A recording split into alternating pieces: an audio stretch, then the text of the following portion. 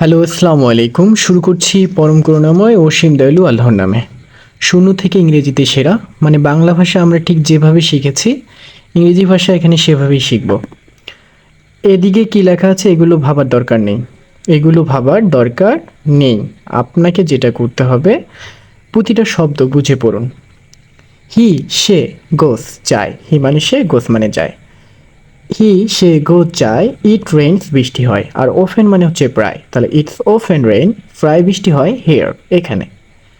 He, say, is going, যাচ্ছে। তাহলে it is raining, বৃষ্টি হচ্ছে। ইজ গোয়িং যাচ্ছে, ইট ইজ রেইনিং, বৃষ্টি হচ্ছে। নাও, এখন। তারপর বলছে হি, সে, হ্যাজ গন, গিয়েছে। ইট হ্যাজ রেইন, বৃষ্টি হয়েছে। মানে ইংরেজিটাকে ভাষা হিসেবে নিয়ে আমরা শিখব। ইংরেজিতে নম্বর পর কৌশল শেখাবার দিন। ইংরেজিতে বাক্য বুঝে বুঝে পড়ুন। ইংরেজিতেই অর্থ অনুভব করার চেষ্টা করুন। আচ্ছা, সেটা যাই হোক। হি, সে, হ্যাজ বিন গোয়িং, যাচ্ছে। ফর মানে হচ্ছে ধরে, প্রতিটা শব্দ বুঝে পড়বেন। ফর 10 মিনিটস, 10 মিনিট ধরে। তাহলে এটা has been, it has been raining, ইটের মানে আসবে না। ইট হ্যাজ বিন রেইনিং, বৃষ্টি হচ্ছে ফর 2 আওয়ার্স, 2 ঘন্টা ধরে। এগুলো শেখার দরকার নেই। এগুলো যা আছে থাক, এগুলো আপনার নিয়ে ভাবারও দরকার নেই। কারণ আপনি যখন ছোটোবেলায় বাংলা শিখেছেন তখন বাংলা ব্যাকরণ বুঝে বুঝে বাংলা শিখেননি। একেবারে ন্যাচারাল ওয়েতে বাংলা শিখুন, ইংরেজি শিখুন।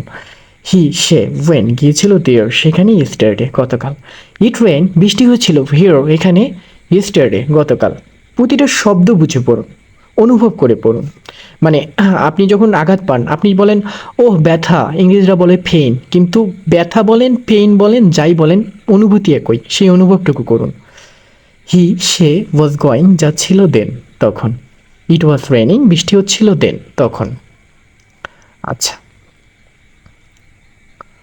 তারপর এখানে বলছে আমি হ্যাড গন, গিয়েছিলাম দেয়ার, সেখানে। বিফোর মানে পূর্বে, বিফোর ইউ অ্যারাইভ, তোমার পৌঁছানোর পূর্বে, বিফোর। আচ্ছা, আমি হ্যাড গন, গিয়েছিলাম দেয়ার, সেখানে। বিফোর, পূর্বে, কিসের পূর্বে? Before you arrive. It had rain, বৃষ্টি হয়েছিল হিয়ার, এখানে। বিফোর মানে পূর্বে, বিফোর ইউ অ্যারাইভ, তোমার আসার পূর্বে বা তোমার পৌঁছানোর পূর্বে। আচ্ছা, অনুভব করে পড়ুন। হোয়াট, কি, মানে কি বলতে আপনি যাই বুঝেন, ওয়ার্ড বলতে সেটাই বুঝেন। হোয়াট, কি, ইজ ই ডুইং, সে করছে। নাও, এখন। তো এখন আপনি এটা বলতে পারেন, একদম বুঝে পড়তে পারেন। হি, সে, ইজ লার্নিং, মানে শিখছে। হি, সে, ইজ লার্নিং, শিখছে ইংলিশ ফ্রম জয় স্যার, জয় স্যারের কাছে। এখানে ফ্রম মানে হচ্ছে থেকে। আচ্ছা, বাকিটা একবারে আমরা একটু করে নিয়ে বুঝে পড়বো। ওকে, আচ্ছা, একটু বুঝে পড়বো আমরা বাংলার মতো করে। হাউ লং, হাউ লং মানে হচ্ছে কতক্ষণ ধরে।